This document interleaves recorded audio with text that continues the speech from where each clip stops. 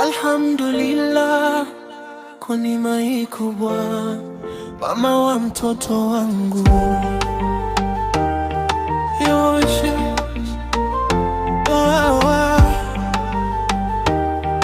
yes.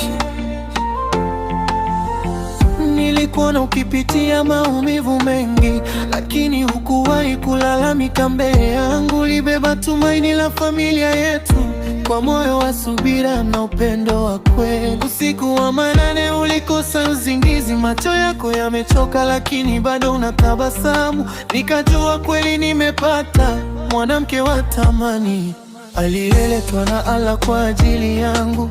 Leo nakushika mkono ukiwa mama, naona nuru mpya ndani ya maisha yetu. Hakika wewe ni zawadi isiyopimika, mke wangu.